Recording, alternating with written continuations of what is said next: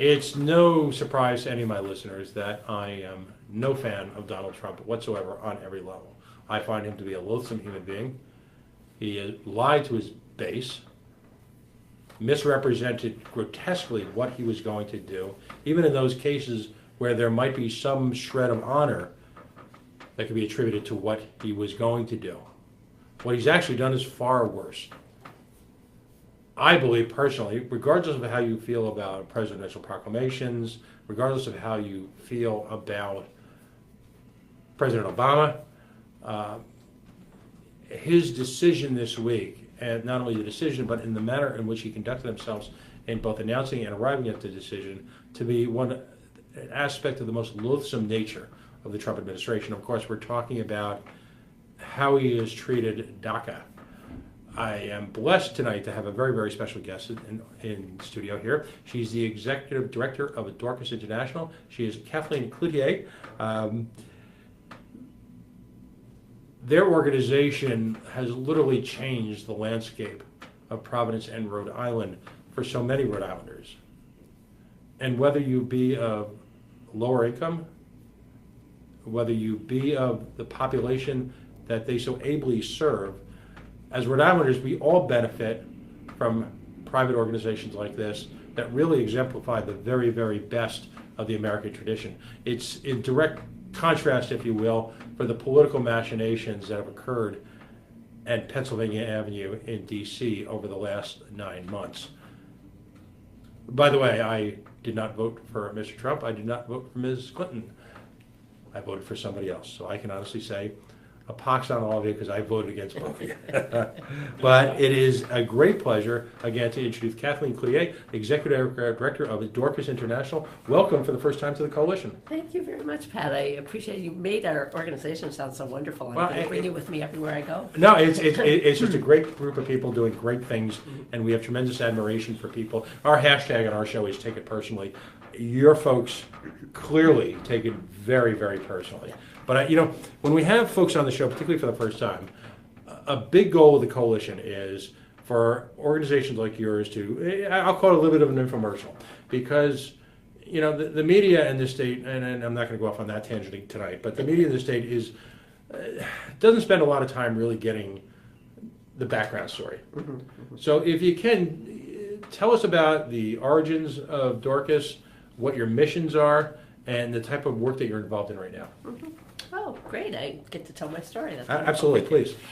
So it's interesting that Dorcas International, the formal name is Dorcas International Institute of Rhode Island, and in 2013, Dorcas International was formed as the result of a merger of two nonprofit organizations.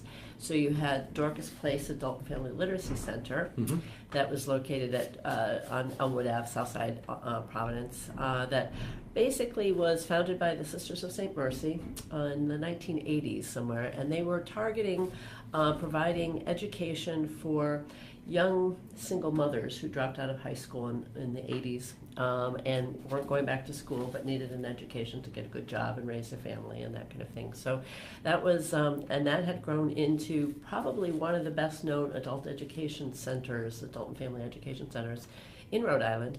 And then the International Institute of Rhode Island, thus the name Dorcas International Institute of Rhode Island, was actually founded in 1921.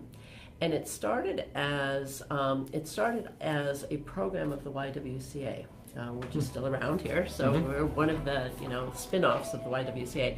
But it was initially founded as just a place for immigrant women, at the time it was Armenian women, to come and socialize while their husbands were at work and the kids were at school. And it was, a little bit of learning English and maybe learning the culture. But it was really kind of a place for these women who would normally have been isolated and not been able to integrate into the community.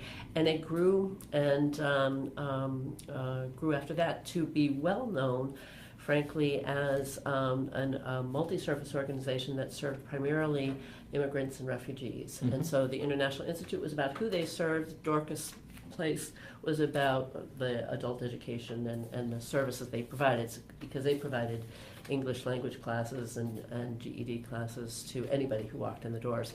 So 2013, the merger happened. I came in about 9 months later, and since then we've been trying to really fully integrate the best of both organizations, frankly. So we're best well known for our resettlement of refugees. So we're the largest resettlement agency in Rhode Island. There's only two of us. The Catholic Diocese, the Catholic Social Services, is the other resettlement agency. And together we probably, until this year, had been resettling 250 to 300 refugees each year from all over the world, every continent in the world, which adds to the beauty of the diversity of our state as well. And then, we built up a whole range of services around newcomers to the U.S. So we have interpreting and translating services. We have immigration and citizenship services, which I'll talk about later. We have English language classes, as well as high school equivalent GED. We also offer employment services. And so the adult education employment services are really offered to anybody. You can be a native Rhode Islander who's having difficulty finding a job or needing to work towards a GED, and you can come in and so.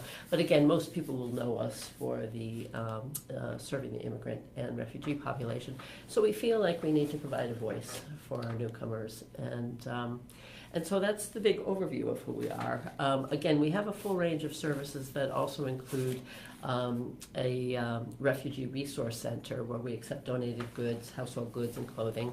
We have a clothing collaborative which provides anybody in the state who's looking for a job with a work-appropriate attire. Basically, we believe everybody who's looking for a job, everybody who's interviewing, should be dressed in a suit. Whatever the job is, doesn't matter. First impressions matter, right? And then if someone is able to get a job, we'll provide a week's worth of mix and match clothing. Also, all the clothing is donated.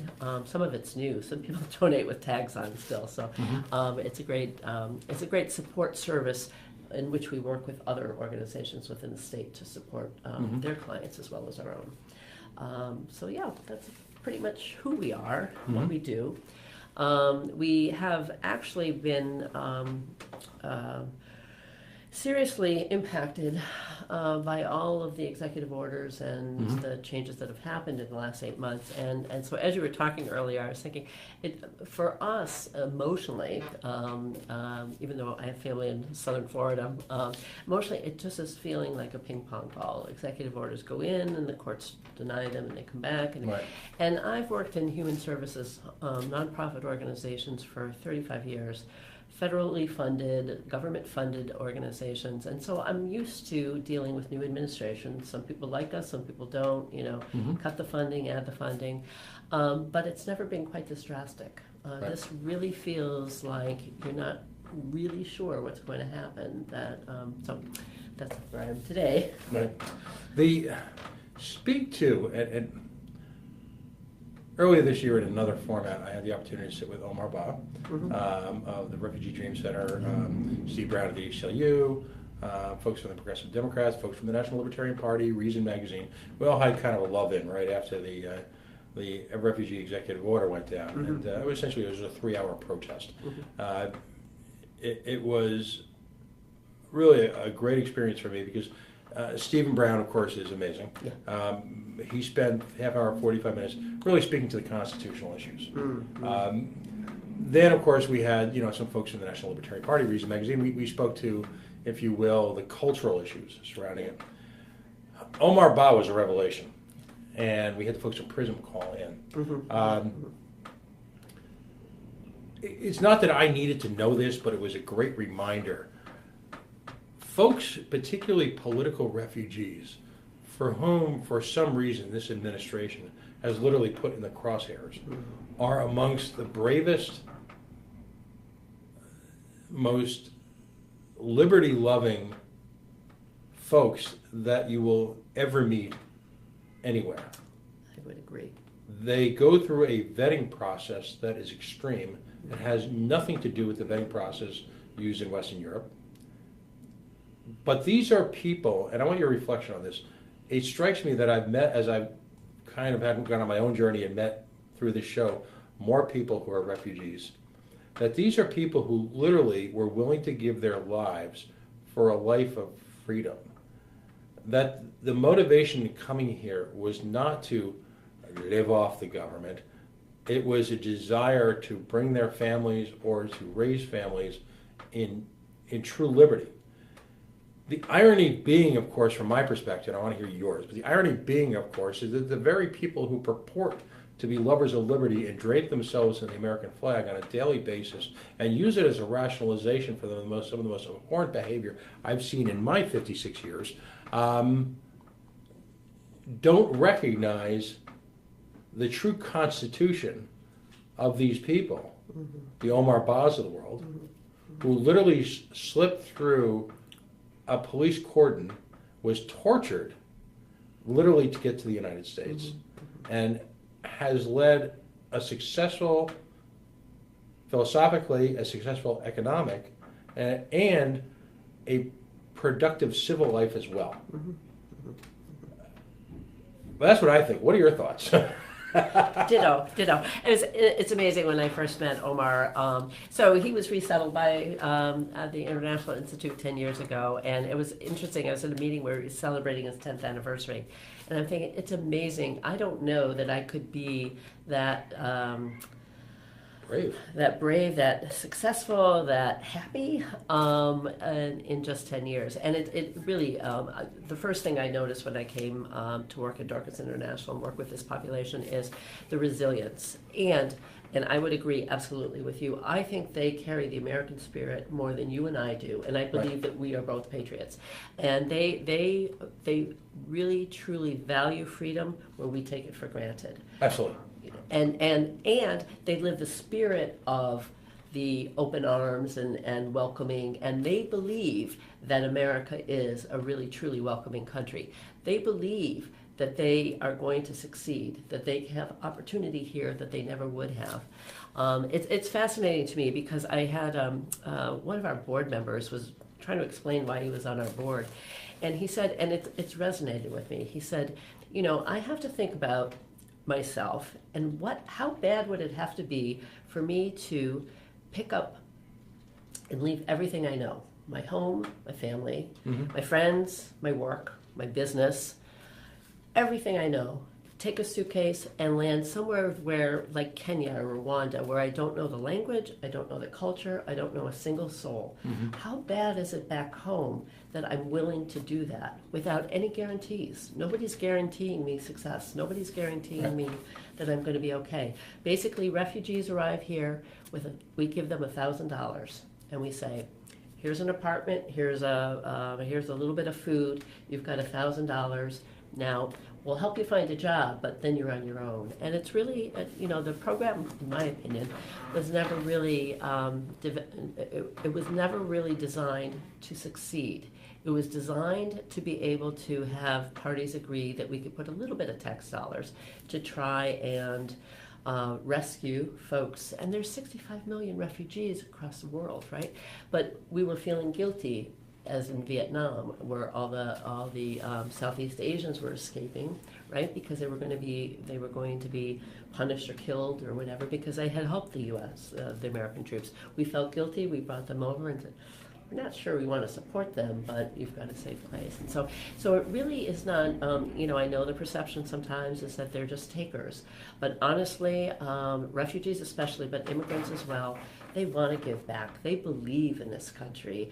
And so Omar opened the Refugee Dream Center to help refugees behind him. That's how dedicated he is to really giving back. He got support when he came here. He wants to give it back to those that follow him. Yeah, you bring up an interesting point because I want to juxtapose the experience in the United States with the Southeast Asian population that, under the most dire circumstances, literally were evacuated in some cases by helicopter as Saigon fell.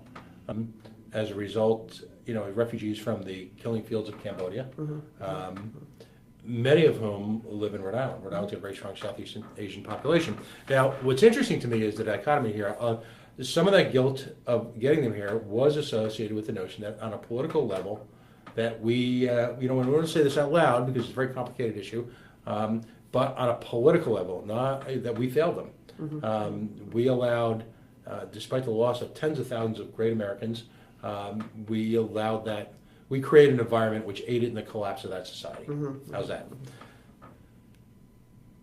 Flash forward to a variety of the Middle East hotspots where one can argue that despite arguably, for many of us, a 4-year education in history, we created some of those same environments.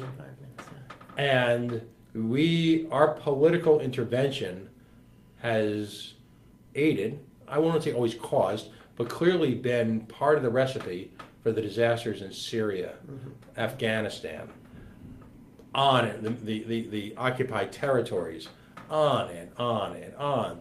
And yet, this current administration would dismiss those refugees, who in many cases helped us,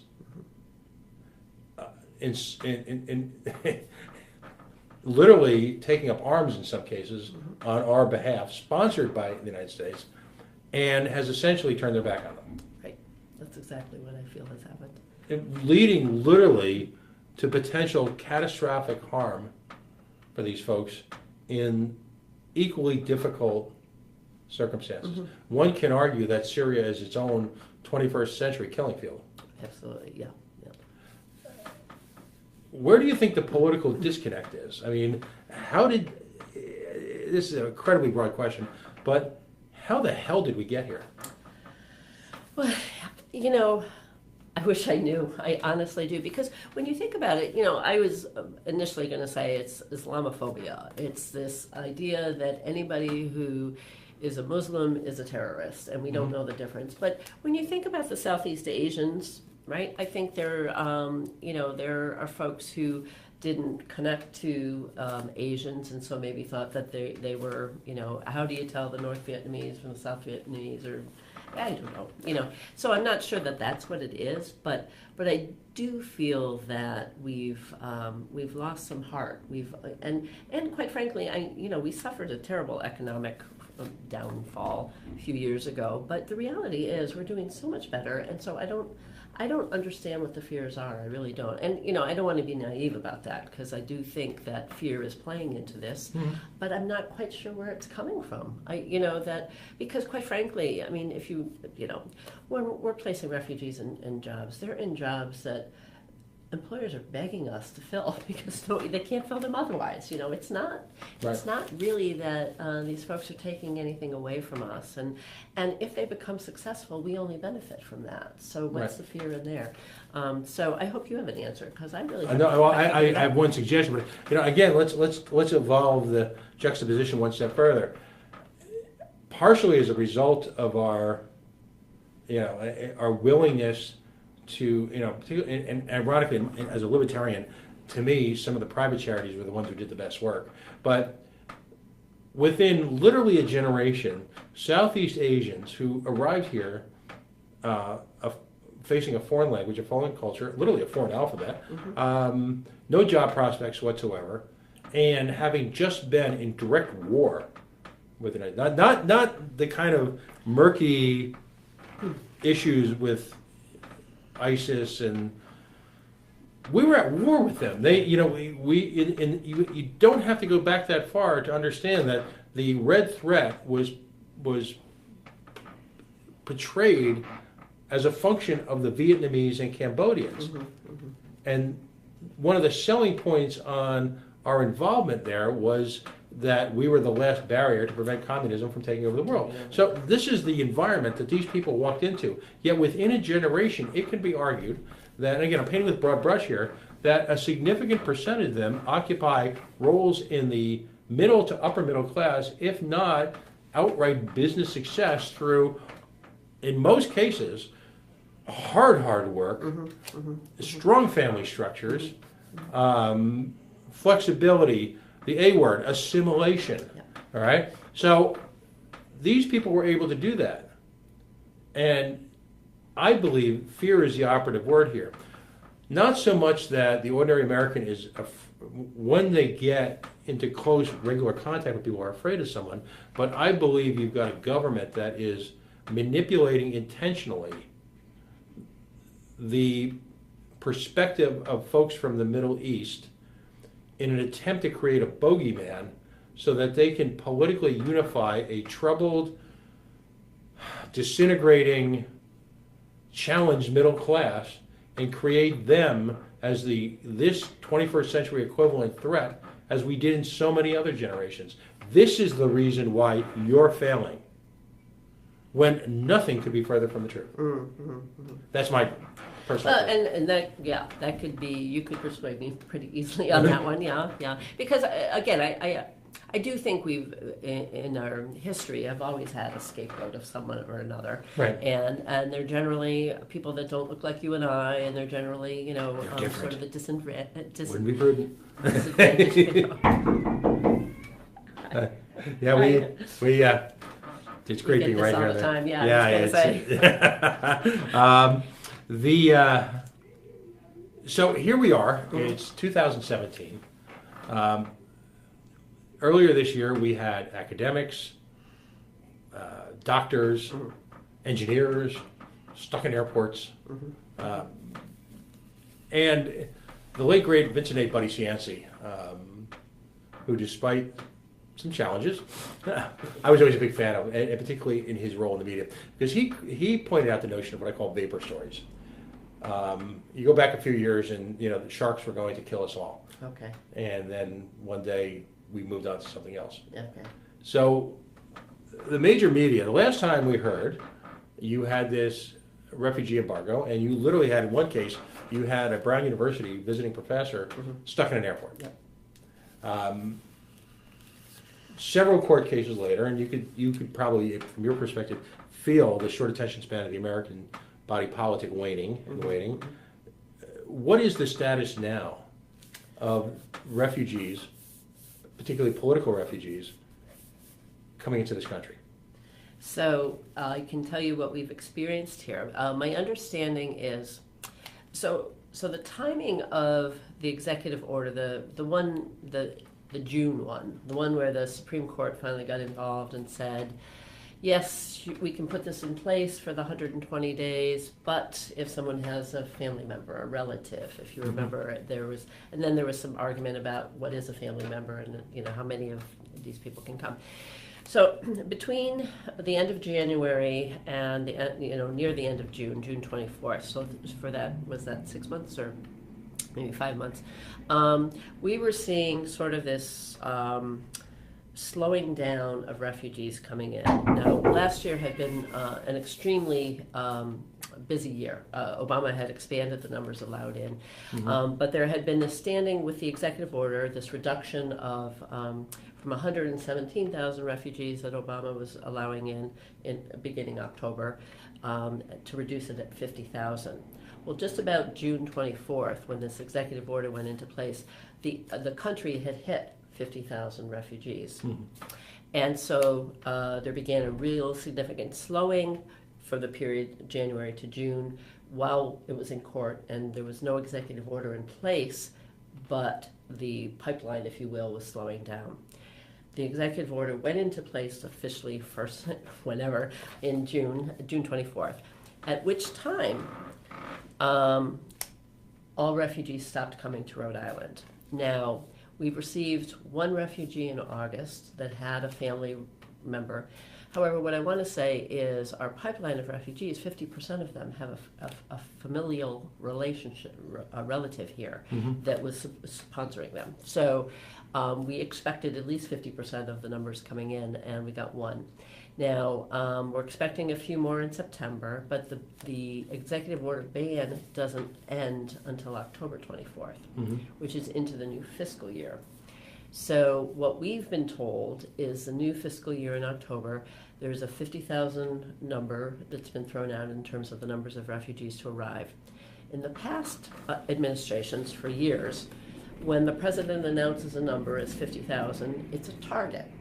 And so we can pretty much count on, unless something drastic like 9/11 or something drastic happens to interrupt travel, then we can expect what numbers would happen. So 50,000 refugees in the country would end up to be probably about 150 maybe 200 refugees in Rhode Island. Mhm. Okay, just the way the numbers work. And so we were just recently told last week that this administration is looking at the 50,000 number as a maximum, not a target, which means that they can create all kinds of ways to slow entry, similarly to, well, you have to have a family member, or you have to go through a whole nother year's worth of vetting or something like, it's the procedures and the processes that can get in the way of the pipeline coming down. So we were told, we have a national volunteer agency. Every refugee resettlement organization is affiliated with one of 9 national organizations. So our national organization told us, you can budget for this number, this 150 that we're giving you, but I suggest you really budget for half of that, and even do a worst case scenario budget of 0, because we can't count on the fact that this number of 50,000 really means anything to this administration. And the more things I'm seeing and hearing, DACA and all those, the more I'm willing to believe that, if we've gotten one person that had a family relative from the end of June to the end of August, that's a slow, we've not seen those kinds of slowdowns before. Define for our listeners, because an important part of this evening is really clearing up a lot of the urban legends, the myths, the misnomers. How do you define a refugee? Is it a political refugee? Is it someone just trying to get into the country? Give us your parameters. And in the case of Rhode Island, is there one dominant part of the world where folks come from, or is it, for example, this one refugee, or is it just a mix that changes every year? It's a mix that changes every year, or changes every few years. It's kind of whatever's going on in the world. And Providence and Rhode Island has actually been recognized nationally as being a very welcoming state. And it's the diversity of all the folks that we have here that makes it more welcoming. What they say in Washington is, what's great about Providence is a refugee's walking down the street and you can't tell it's a refugee, right? It can be anybody, someone who's been here for a while. And so that's the beauty of the diversity that we have here. So a refugee is technically identified as someone who has been displaced, forcefully displaced from their home. Now, it can be because they had fear of death, torture, or violence of war. So the political refugee, like Omar, was fearing for his life because someone in the government thought that he was not good for the country and wanted to... And literally, there was a price on his head. Yeah. This was not, folks... And I've heard people say this. I've heard people allude to it just... they just wanted to come here because they could make more money. Well, in Omar's case, and in so many of the Southeast Asian refugees, I don't think there's any doubt that Omar Ba would have been dead if he hadn't left the country when he left the country. Right. He tells a story that literally one of the officers who was searching a bus for him was a high school chum. Yeah. And that. Anybody else, and he would be. He would have been done. They had guns pointed at him. It was, absolutely. And he was a journalist in the Gambia. And so I've got a gentleman working for me who was a journalist in another African country and had to flee. It's the journalist, and when we talk about fake media, we can go into that. That's another topic. But when you think about how the journalist can be a threat to a government, and so similarly. So those are the political. What we have, we receive some Iraqis that get special immigrant visas. They get the benefits of a refugee, but the reality is they were helping American troops when we were in Iraq. Right. And now they're in fear for their families' lives because the Iraqi government thinks they were traitors. The Iraqi government thinks they're traitors. ISIS thinks they're traitors. So there is literally no safe haven. They have a no-win situation. And when you think about that, they sacrificed this in order to help us as we were invading or being in their country without invitation or whatever that was. Yeah, there's that. Yeah. So. By the way, last year, for folks who listen to the show, have heard me talk about this. Last year was the 100th anniversary of something called the Sykes-Picot Accord, which was, and Google it, and some other show I'll get the professors from Brown again to talk about it. But that was essentially when Western powers divvied up what we now know as Syria, that entire part of the world, and planted the seeds literally for the chaos we have now, Oh, ignoring my thousands goodness. of years of tribal. Do you know, that's Religious history. interesting, because I was talking to some of our clients, and they were, it was a Syrian and an Iraqi, and we were in a meeting or something like that, and they called each other brother, and I said, oh, you guys know each other? I said, no, we're from the same place. Somebody just artificially drew this line, and all of a sudden this is Syria and this is Yeah, it was Iraq, the British. whatever, yeah. British I and didn't French. realize that. Oh, Yeah, my it's, goodness. and literally it's, when you talk about history and you reference the interventionism of Western powers, you're derided as a kook and, you know, an apologist, and you're an appeasement, and then you're this and you're that, and, you know, I mean, my 9/11 creds, I worked in the World Trade Center on and off for 10 years. I lost 4 friends on 9/11. You know, I have family members who are studying the Middle East as a profession. I'm no stranger to this. Yet I'm not a direct family member, but I'm no stranger. I lost friends that day. I do not believe in appeasement. I believe that ISIS needs to be, you know, the criminal element of ISIS needs to be hunted down, but we also need to recognize that countries have borders, and we need to accord those countries the same border respect that the current administration is demanding for ourselves. For ourselves, absolutely. Right. So, but that, you know, I wanted to get folks to understand that the folks you're working with are not people slipping over the border to take jobs that, blah, blah, blah, blah, blah. So so what happens is now 65 million people have been forcefully chased from their homes. 65 million. Now, less than 1% of them actually get to travel and seek refuge. So the United Nations has a council that basically takes people through a vetting process to really determine that their life is in danger, that, you know, they have a price on their head or whatever, and so they have to go through this. And it's quite a long process to be deemed a refugee. It's the United Nations that says, okay, of you 65 million. Here's 6.5 million of you are deemed to be refugees, and you can wait in line, and we'll get to you sooner or later. Then of those deemed refugees, as I said, only 1% of them,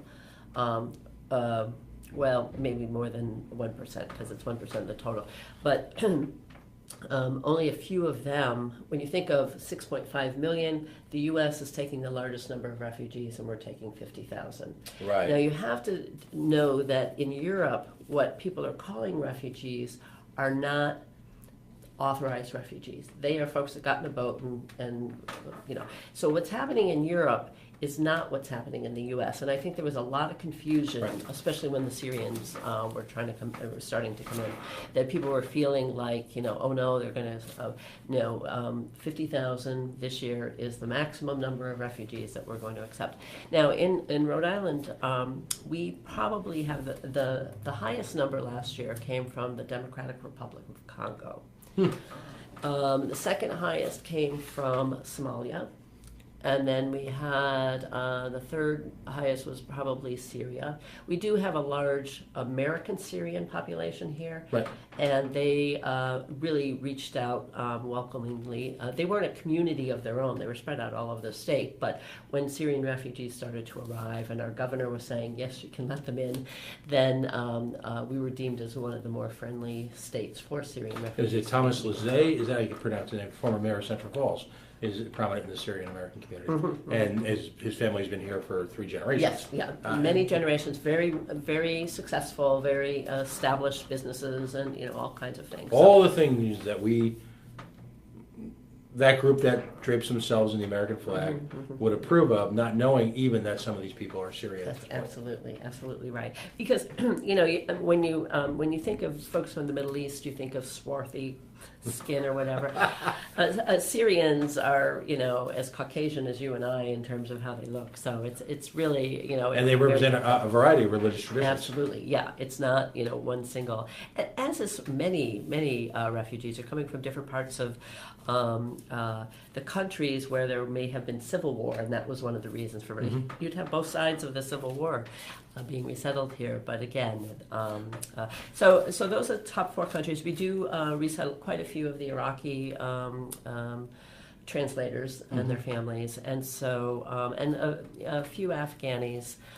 We've had a few Bhutanese, I guess, but really the primary focus is on the Somalis, the Congolese, Right. Syrians. So who knows what's going to happen this year because nobody's coming in at this point. But. Right, and so you've got this bottleneck occurring. And the unintended irony of this is that the ideal for these folks, particularly for the last two generations, has been that American ideal. Because it was not only seen as a place of liberty, but it was seen as a place they would be welcomed in. And opportunities. Right. That there would be opportunities. And when you think about it, even with immigrants, refugees, immigrants, doesn't matter. They want what we want. They want to just be able to provide for their families. And if you can't provide for your family at home because it's war-torn or ISIS has invaded or... well, let's just say hypothetically you'd induce, based on a prohibition style of a drug war, you'd induce a high level of narco-terrorism in a significant part of Central America. Yes. I mean, but that could never happen, right? No. American foreign policy at work again. Yeah. So I don't know. I don't actually. I wonder sometimes if our government had ever realized the impacts of all these decisions we were making. Short term. I think they do. I think a lot of them just didn't care. And I want to point out one of the actually. I'm Irish American. I'm an American, but my family happens to be from an Irish background.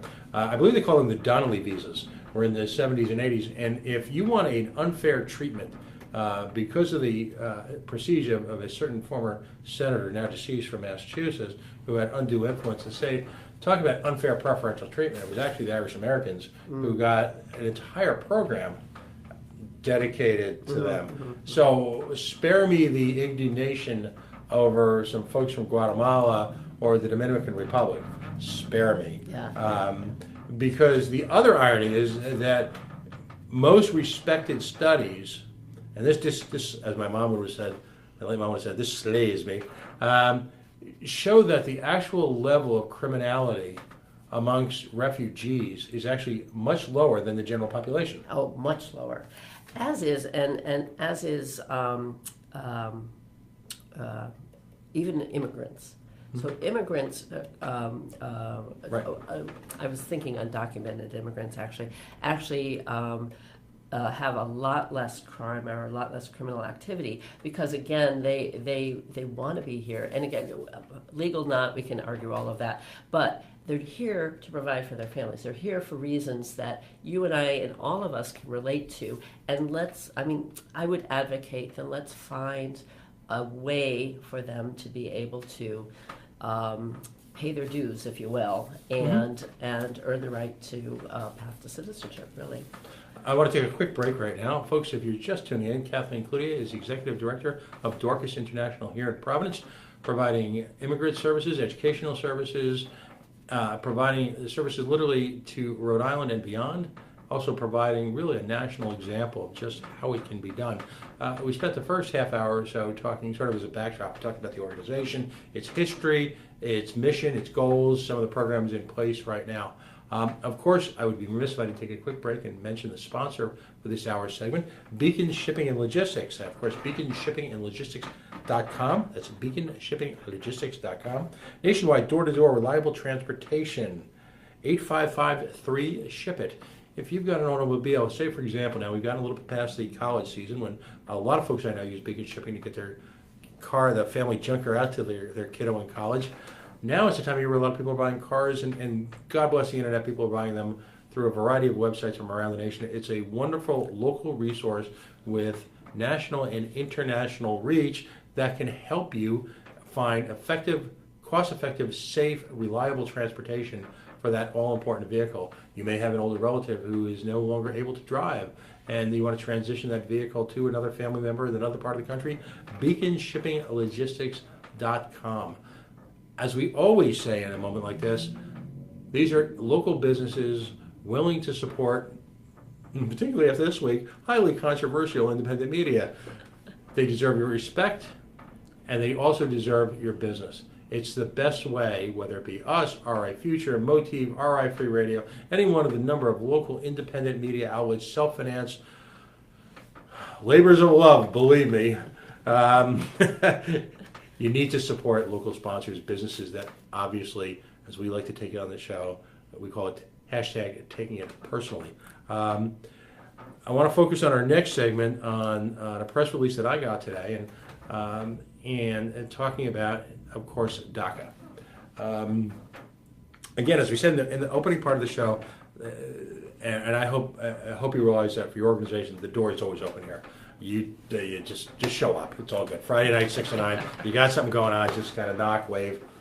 Tony will let you in, and it's all good. Let's give folks a little background. What is DACA?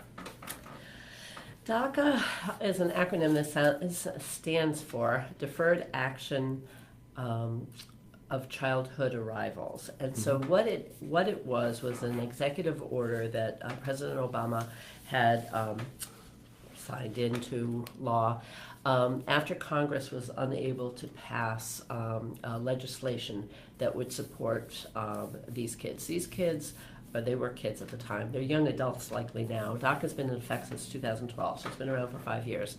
And there were some very specific requirements that a young person had to have come into the country as a minor. So their parents came in, either came in legally and overstayed or came in illegally, but the kids had no choice. And if they could, when they reached 16, they could prove that they had been here since 2007. And that took a lot of work to do, because who thinks that they have to prove that they're here, especially if they're living in the shadows. But the beauty of what DACA is it defers deportation for these kids. It says you have to graduate from high school, you have to be working, there's some real requirements. You have to have, you can't get into trouble, no criminal activity, you can't get arrested, you have to be good citizens, quite frankly. And if you can do that, then we will defer deportation. However, in order to do that, you have to give over all of your information, which initially when DACA came into effect, there was a lot of suspicion. Well, what happens if Obama isn't reelected? And what happens if the next administration comes in and after, and so... what happens if some lunatic becomes attorney general, talks about marijuana users as, in reefer madness terms, and seeks to turn this into a racist culture? I know that's nutty. I know. Who would have thought? As we like to say here, what could possibly go wrong? Right. All right. So I'm sorry. So President Obama was reelected, and they said, okay, we have 4 years to figure this out. Now, DACA is basically allows these folks to receive a legal work authorization, so they can legally work.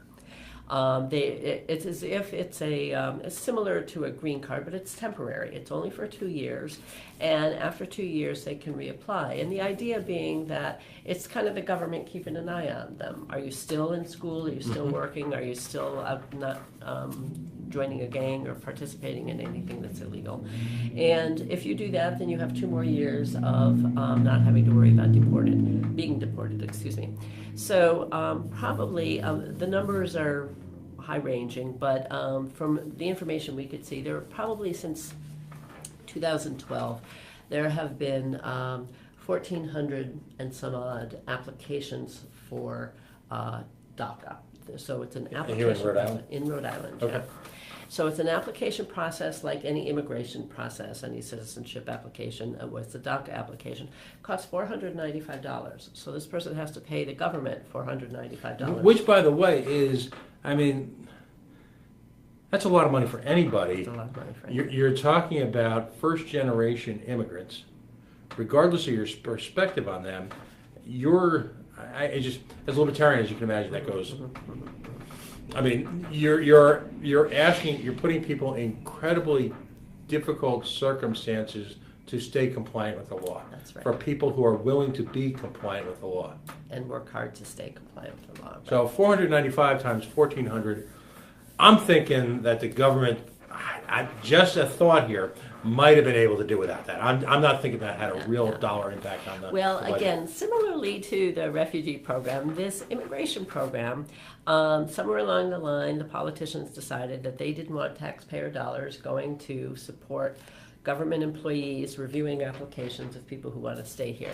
So it's United States Citizenship and Immigration Services is where this money goes to, and 90+% of their budget is non-tax dollars. So it's these immigrants who are paying their salaries to review, and then if you're not approved, if you're denied, you've just lost $495, and now you have to worry about deportation. You literally have a target on you, and you Yeah. literally have handed them everything you need Yes. to Yes. like, I'm here, I'm over here. Including your family's information, so Right. your parents who have no recourse, right? Because they're here not legally, and so they are in fear of deportation.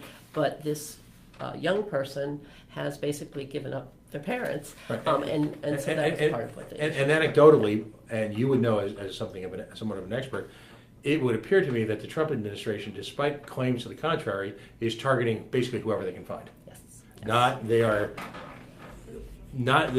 The political point was that they were not going to go after people who were just here, that they were going to focus on the bad hombres. Yes. Right. That is the lie word too strong to use. I mean, he lied. Not to me. Okay. All right. So these folks then literally, they're here. They're here. They were not born in the United States. They literally might have been a toddler when they were brought here.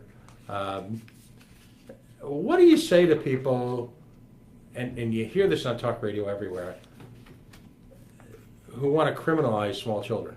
What? All right, yeah, right. What child has ever made a decision for themselves, right or wrong, that they can be held accountable for before they turn 18 or 16 or whatever? Yeah, no, that's just, from my perspective, that it's ridiculous, quite frankly. But even more importantly, and this is what I argue with the critics, right? That if we want immigration reform and we only want to bring in those highly talented, highly educated immigrants to, help us do all these wonderful things, and we no longer want to bring those poor family members of people that are already here. So criteria-based immigration services. Well, when you think about these DACA folks, that's who we want to bring in. Highly educated, right? They had to have finished school. They have to be working. They're young. They're technologically savvy. They're successful. And what gave them success, quite frankly, was this ability to work. So now I can pay my in-state tuition to get a college degree, and now I can get a driver's license, so now I can drive to a good-paying job.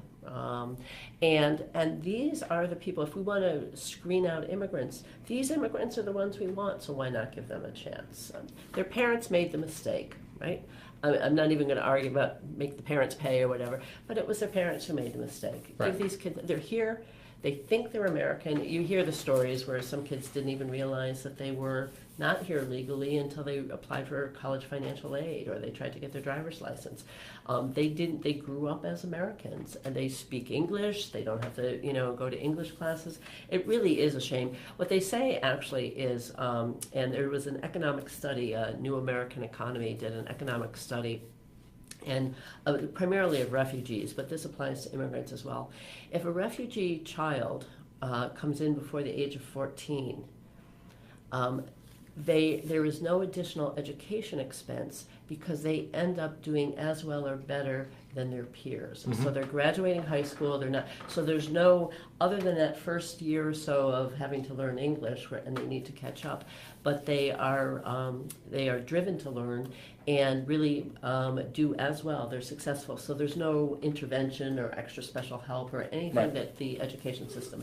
And that's who these dreamers are. They went through our education systems. They are the best of who we are, in my opinion. And so that's my argument with the critics. And many of them, no small amount of them have joined the armed services. Oh, absolutely, absolutely. Are still there, have served with honor, have served in war, in combat. Absolutely. I mean, and as I said earlier, immigrants and refugees really believe in the American spirit. They believe in freedom. They believe. And as I said, these kids were raised as they were first-generation Americans, and they understand how difficult it was for their parents, so they appreciate this country. You know, somehow, and I don't know if this is possible, I mean, this is Pollyannish of being raised Irish American, my mom in the 60s was one of the local head honchos of the Democratic Party. So, as I like to say, I've been following politics now for 51 years. You grew up around the dinner table with it. The real revelation to me in the last few years, as I watch all these political movements take place, whether it be marriage equality, dozens of them, racial equality, women's rights, is that familiarity does not in fact breed contempt. It breaks down barriers, breaks down walls. Yeah. And when, as I always like to say, people here who've listened to the show before, and hear me say this 1,000 times, whenever the word "the" is used in front of an identifier, whether it be a religious group or racial group, that means you're typically just sort of pigeonholing a group of people into one identity group. So we talk about the gays, the blacks, and of course we're going back in time here, the Mexicans, the illegals. The minute you say the, you're dehumanizing people. Right.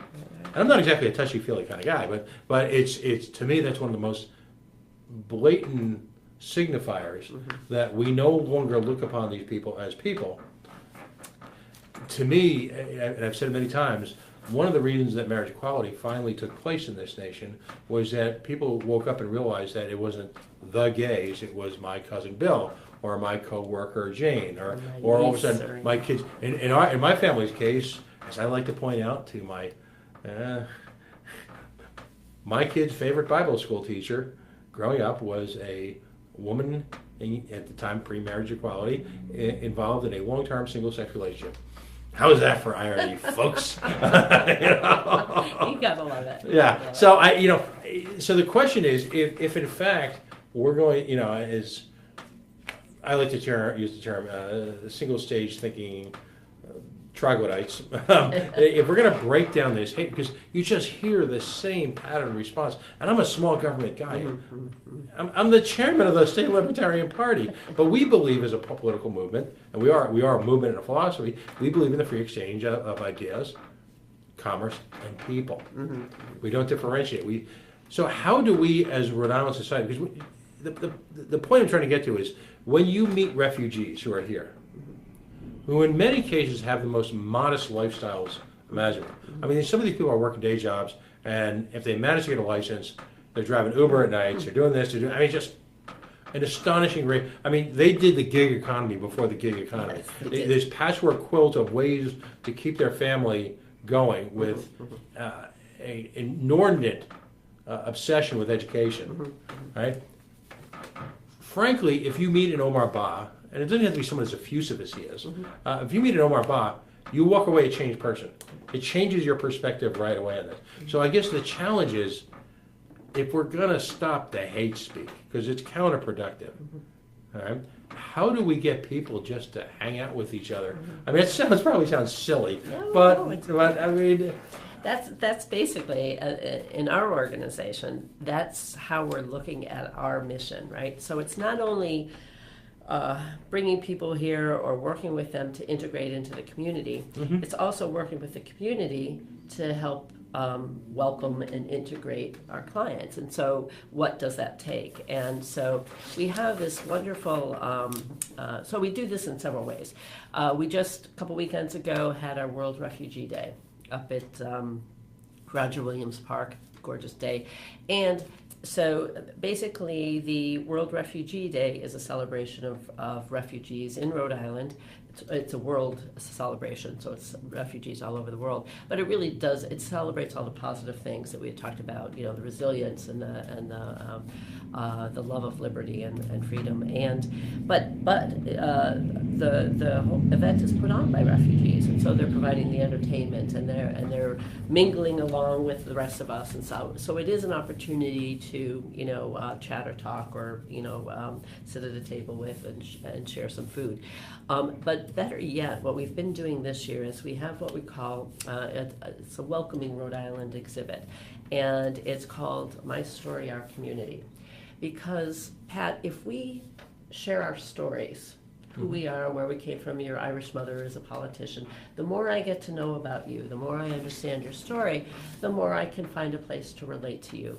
And I learned that actually, it was interesting. I was invited to do a Thanksgiving Day service, present at a Thanksgiving Day service. And what the pastor had asked me to talk about is not about refugees and immigrants like everybody else needs to talk about, Right. but he wanted to know how I got into this work. And he said, I want you to share your story.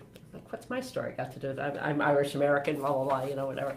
But what had happened was, as I was stressing over it over the weeks, I started to write my story down, and I kept finding points within my own story that allows me to relate to how bad does it have to be for me to leave everything, or relate in some way to being different or looking different or whatever it was. And so as I sat and told my story, after the service, I had more than 24 people come up to me, and they took a piece of my story and they said, I just want you to know, I lived in South Carolina for blah, blah, blah, or, I was a black man and blah, blah, blah. They each related to a small part of my story, which is not a very exciting story. So what we're doing is we work with Providence College Global Studies students, and a group of 2 or 3 students will interview a refugee or an immigrant that's living in Rhode Island, and hear their story. The students, based on the interview, will write up a story, take a photograph, and we have these poster boards, and so the story's in print. And we have a roving display going across all 39 cities and towns. We're working in library systems. So people in small town communities who maybe won't see someone on the street can read about some of the stories.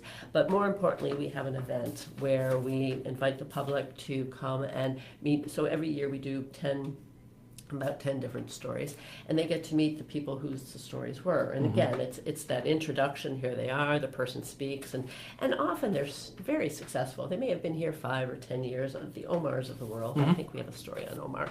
And over the years, we have over 100 stories now. So why not continue to share? Now, pasteboard isn't the same as meeting the person, but these annual events, you get to meet the person and talk a little, because you've heard their story. So now you've got something you can relate to. Oh, I didn't know you worked at Brown, and it may be as simple as that, So those are the kinds of things. I'm playing around with Leadership Rhode Island is doing Jeffersonian dinners. Group of 10 people who don't know each other are facilitated discussion over a meal. How better to get to know somebody than over breaking bread and offering opinions that may be different, but in a safe way to do that. It's discussion, it's conversation. And I think if we all can do more of that, talking to people who don't think like us, because we've all heard, we only follow Facebook pages that think like us, and we only stay with our own. And that has to do with that inner circle, middle circle, outer circle, that's, I forget his name. But we all want to preach to our own amen choir. Yeah. You don't, and it takes a very outgoing person to be willing to break that I'll call it the philosophical cycle of violence, because as the problem with social media, and I'm a creature of social media, is that number one, people who are, let's just say, they misrepresent activism, real legitimate activism that we're going to talk about in a couple of minutes in terms of some stuff you've got coming up with, excuse my language, bitching and moaning on Facebook. They're two very, very different things. And then, unfortunately, that builds into a crescendo, because so often you don't have opposing viewpoints. And usually those arguments just end up, there's no personal meaning at stake. Right. Very often you never have a conversation with that person ever again, never mind in person. But as a result, all of that interaction between communities never happens. And yet, I believe people somehow think it has, that they've exposed themselves to the greater world, when in fact they've cocooned themselves. And that's, I believe, the real tragedy of social media. I agree. You folks issued, and I say you because you and the ACLU took the lead on issuing a press release today that came across my desk, and you've got a coalition going on. Tell me about the press release and some of the other groups that are involved, and what you've got planned as a reaction against the removal or the suspension of DACA. All right, so a couple of things going on simultaneously, and I think as a result of a lot of things going on, but the DACA repeal being the most recent. Basically, the ACLU and we and a group of other organizations that I can read the list here because I won't remember them all, but really folks who are supportive of our immigrant communities sent some letters to our state legislators as well as to the municipal leaders. Now, this is following up on the fact that we had sent letters to the governor and the attorney general and the Supreme Court judge or the Supreme, right. Yeah. And so, and got some reaction, and we were starting to see the governor and the attorney general kind of take some action in terms of supporting DACA and the immigrant communities. What we're asking of the state legislature, specifically around DACA, is to say, okay, now these kids, I call them kids, excuse me, they're young adults. These young adults have been living for the last several years, 5 years now, 6 years, 7 years, I don't know, it's 5 years, with driver's licenses. They've been able to pay in-state tuition, they've been able to work and support themselves, and if nothing happens in the Congress, within 6 months they'll start to lose all those rights. So what we're asking, there's a couple of House bills in the works, one of which has to do with driver's licenses for undocumented immigrants. And what we're asking the Assembly to do is to narrow that a little bit and say, look, allow driver's licenses for DACA recipients. They've had them, they've been living with licenses, and we're just asking that they allow these young adults to keep their licenses that they've been already awarded. We're also asking that there be, that we treat these DACA recipients as Rhode Islanders and that they're allowed to continue with their in-state tuition at state colleges. And again, something that they've been entitled to that we're taking. So basically what we're asking the Assembly to do is to pass some legislation that supports the DACA recipients just as they've been supported. Just because the federal law goes away doesn't necessarily mean that in Rhode Island we have to treat them any differently than we have to date. So that's the push there, and I've got bill numbers and everything if your folks are interested in it. But with the municipal leaders, the ACLU had sent out about a month ago, maybe even longer, some basic kind of ways in which municipalities could adopt legal ways of, and they're legal, not becoming sanctuary cities, but legal ways of avoiding having to work closely with ICE, which is the Immigration Enforcement, the deportation police.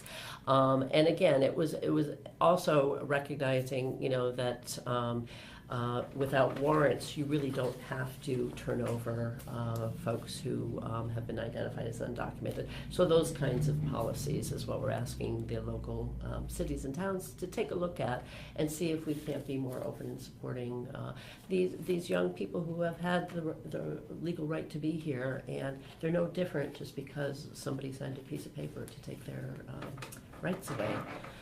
So that's what that's all about. In the meantime, and I don't know how closely your followers have followed what the repeal of DACA means, but there's this this very short window between now and October 5th where those DACA recipients' work authorization lasts for 2 years, and it's 2 years from when they applied. And so every month there's several hundreds of people across the country that have to reapply. So they've opened this window for only a month for anyone whose work authorization will be expiring between September 5th and March 5th. So over the next 6 months, while Congress is supposed to be working on something, if you want your DACA authorization renewed, you have to apply in the next 3.5 weeks. As I said, we think there's 1,200 to 1,400 DACA recipients in Rhode Island. If we take 25% of them. So if you take a 2-year period window of DACA authorization, anyone who has something expiring in 6 months is about a quarter of the recipients. They're going to need to send in their applications and get their $495 in the next 3.5 weeks. So as a result, at Dorcas International Institute, we do offer immigration services. We have some immigration attorneys and caseworkers, and we normally do help DACA recipients renew their, apply for and renew. Now, there are no new applications accepted, so these are just for folks who need to renew. We're offering what we're calling DACA clinics, meaning people can walk in without an appointment and come in anywhere from 9 to 4:30 during the week, Monday through Friday, to have their DACA application processed and mailed in. Now, with the walk-ins, often there's a wait. It's first come, first serve. We've got someone dedicated to do it all day long, so you'll be seen. But we also encourage people to make an appointment. And we've the 2 attorneys and 10 caseworkers have cleared their calendars and made DACA a priority for the next 3.5 weeks because it's such a short window, and that it's really you're in crisis mode right now. Basically, it is. We're calling them emergency DACA clinics, and so we're making sure that we can accommodate. So you want to make an appointment an evening, Saturday during the week. We'll accommodate when people are available to come. The other concern we've had is that, as I said earlier, $495 is a lot. And if you didn't think you needed to reapply for DACA until March, you don't have $495. You probably might have just paid for college tuition. Right. Or, yeah, absolutely. Or you paid an insurance bill.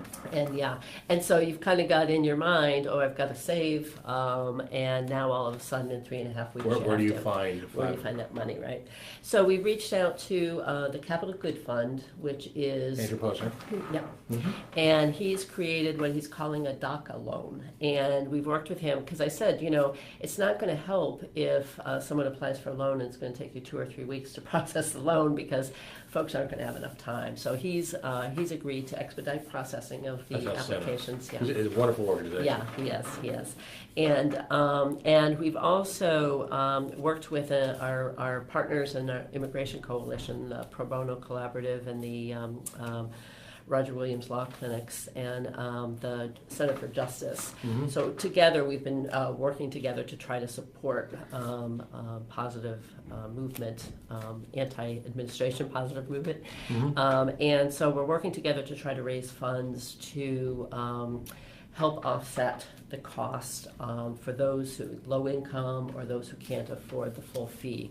And so we've approached some funding sources. I think someone's going to try to set up a crowdsource funding because people want to help, and so we're thinking, if the money is getting in the way of you in the next 3.5 weeks apply, we don't want to be in the way. We want to be available. It's an incredible thought that liberty is basically for sale right now. Isn't that? I mean, it just doesn't feel like it should. But so what we're doing also is Monday evening at 6 p.m. we're offering what we're calling a DACA information session. So if you're a recipient and you have questions about your individual situation, if you're trying to figure out how to pay for this, we've got Andy and his crew. His loan officers will be on site on Monday night to talk to people about what they need to do in order to apply for a loan. We are also encouraging people who, unfortunately, there's a group of folks that didn't have the 495, so didn't renew when they were supposed to, and now they're not able to be a new application any longer. So we encourage those folks to come in, walk in, make an appointment to find out if there's other options for them, or just find out, what their rights are and what, so really try to prepare these young folks one way or the other, because we're hoping Congress does something, but given its history recently, I don't know that we can count on that. So that's our big push. So the info session is open to anybody who's interested, quite frankly. 6 p.m. Monday the 11th at our location at 645 Elmwood Ave, and it'll be on our main floor. So again, we're really encouraging any DACA recipients who are eligible for renewal or aren't sure if they're eligible people and just need some questions answered, come Monday night. But otherwise, our doors are open Monday through Friday, 9 to 4:30, and or call, make an appointment. The number for an appointment, if I can give it, Oh, absolutely. is it's 401-784-8600. And if you call that number, you just say you want to make an appointment to speak to someone about your legal status or your DACA renewal, and we'll get you in as soon as we can. Excellent. And we'll put that up all on the website and share from there. I know Rodrigo Pimentel very well. Yeah, he's great too. And he's been provided some of the most provocative discussion surrounding this. He's kind of his own little force of nature. Yes. Unto himself. And if you've ever spent time with Rodrigo, you just know that he's one of those people like, oh my, the people just need to meet. Yeah. And yeah, he's the best of the best, right? But he illustrates, if you will, the potential that all of our newcomers, refugees, immigrants bring to this country. It just really is because they believe in civics, they believe in Right. human rights, they believe in all the things that our country was founded on. And it is kind of sad for me to see that we are where we are.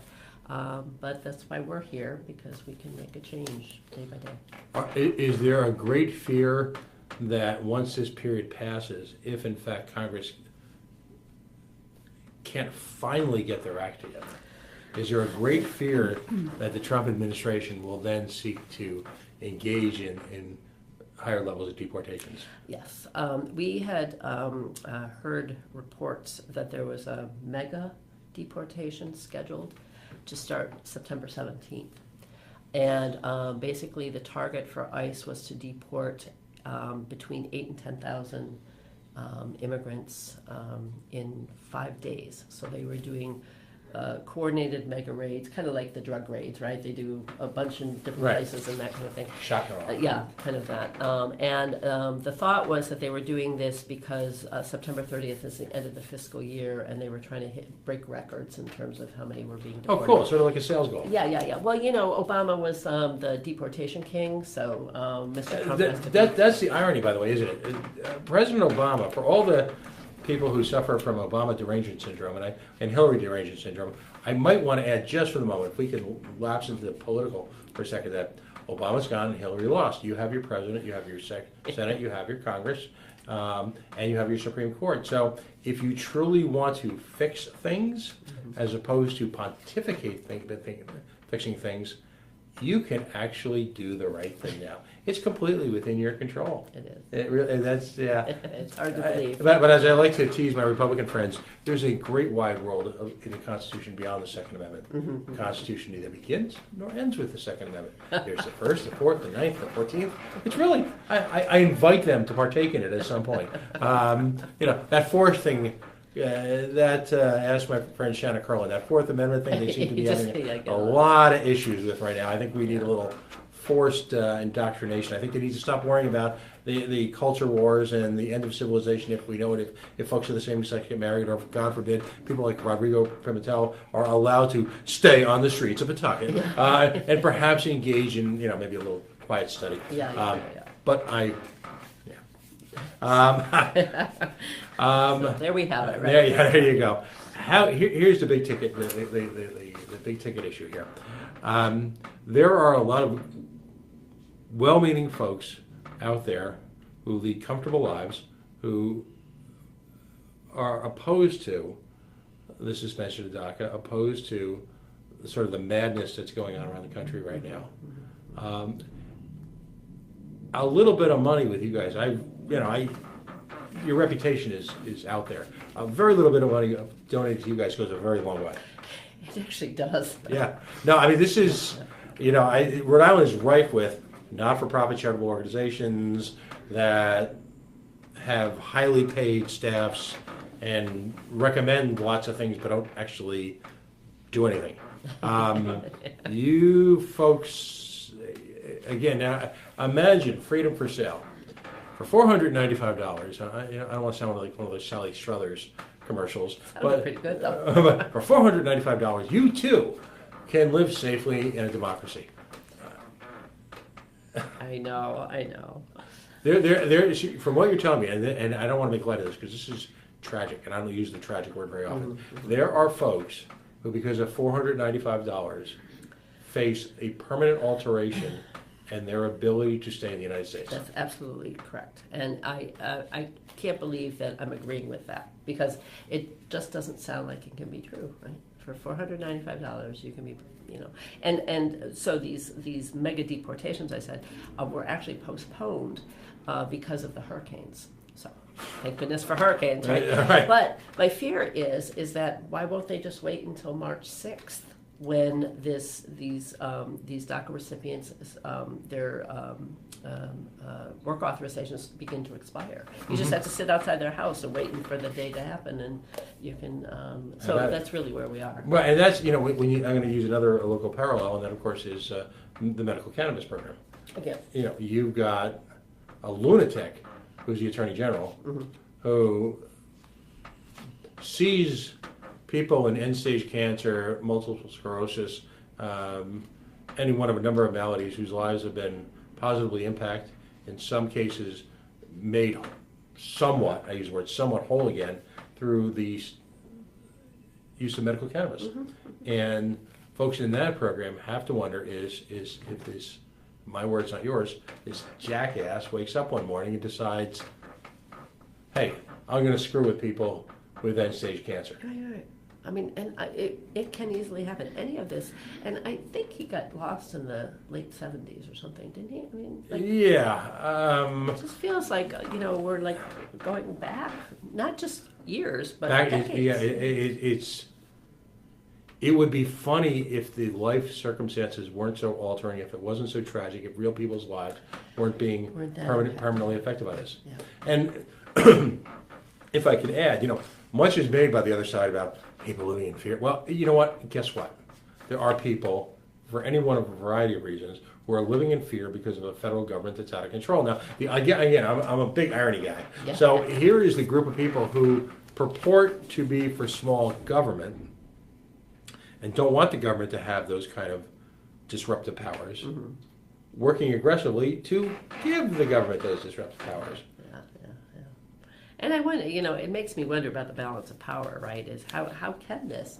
I guess I hadn't appreciated the power of the Justice Department, because it has been, well, it's managed in the way I thought it should be. So I guess that's the only reason I didn't think they were, of course they should be doing, well, we all, you and I grew up, I'm older than you, I'm sure, but we all grew up watching the FBI, Truth, Justice, and the American Way. And as someone a lot smarter than me once said, in the halls of justice, justice is in the halls. I don't think, if there's any change that's, I think, more dramatic, it's the notion that there's an entire generation of people who literally don't trust the government. And see, in my words, not yours, because of this out of control aspect. And it appears that there are a number of sides in this argument who are literally screwing with people's lives in exchange for political power. Right. Yep. I would agree with that. And that's what has to stop. And actually, as citizens, we still, at least for the time being, have the power to change it. We have the power, and we can't forget that. We can't get discouraged and overwhelmed, and I mean, I'm exhausted, quite frankly. I said I don't. I can't, and again, that, let's personalize this for a second.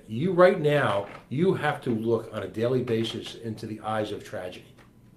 You're talking about, in many cases, people who came here after enormous struggles, not all of which were successful.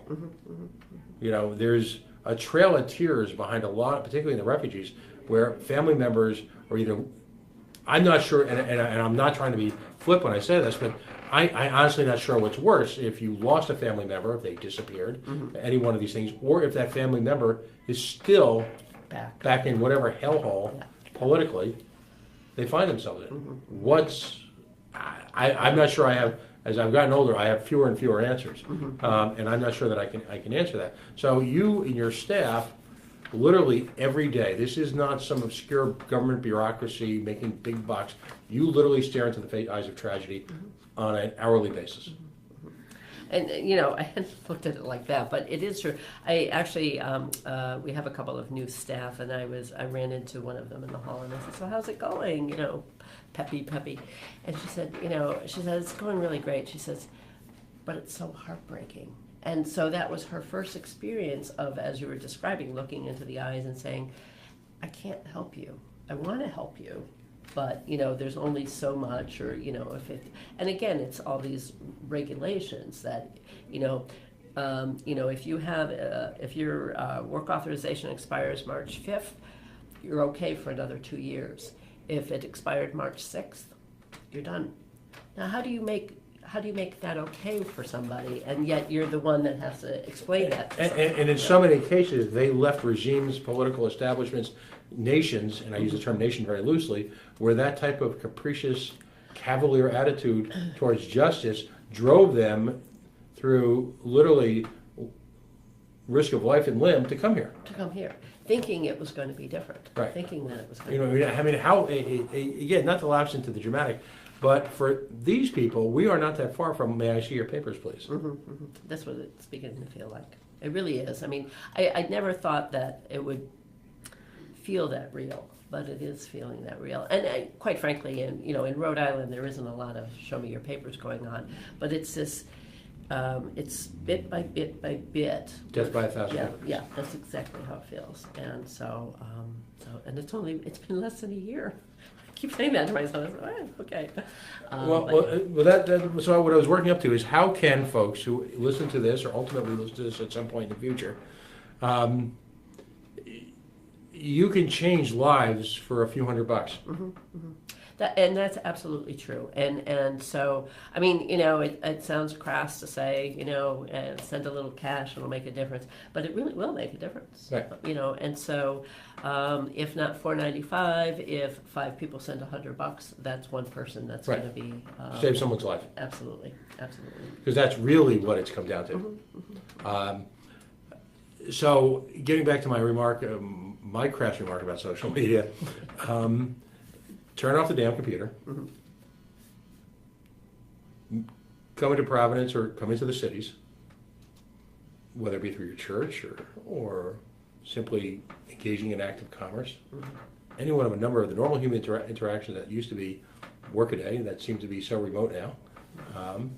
You don't have to order off of Amazon this week. I know Gina's promising us we're going to get out. I know they're listening, but you can still come here as a company, all right? But and go to Betty's before they close. Right, please. It's time, and and far from me to say it, but there's a lot of good people who are ponying up. There are people marching tonight. Yes, tonight. Downtown. And my hat's off to them. If you're in a position to spend a little money, mm-hmm. I'm imagining you're not turning anything away. Nope. How can folks donate to Dorcas? So we, as I mentioned, we are trying to work this weekend on setting up a crowdsource site specifically for DACA. So mm-hmm. if you want to be sure, specifically for DACA. We do have Facebook and Twitter accounts that have a donate now button. Mm-hmm. And if you can identify that you want to support DACA or DACA fees, so that we make sure that the funds go. And my guess is anything we get in the next few weeks is probably going to be DACA related. We also have a website.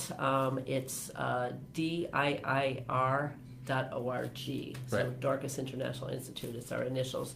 Go to our website. We have a donate now button. Our address is 645 Elmwood Ave, Providence, Rhode Island, 02907. If you want to do the old-fashioned, write the check and send it in. You are a not-for-profit. We are a not-for-profit, and we will send a thank you with your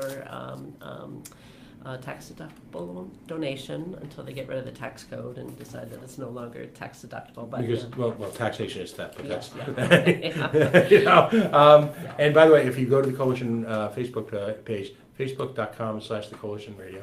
On today's publicity is actually, we shared the link from your website so people can click on the link and read more. I have found when I've called your office, your staff to be remarkably accessible. Try. There it is. I mean, it's time to help change some lives.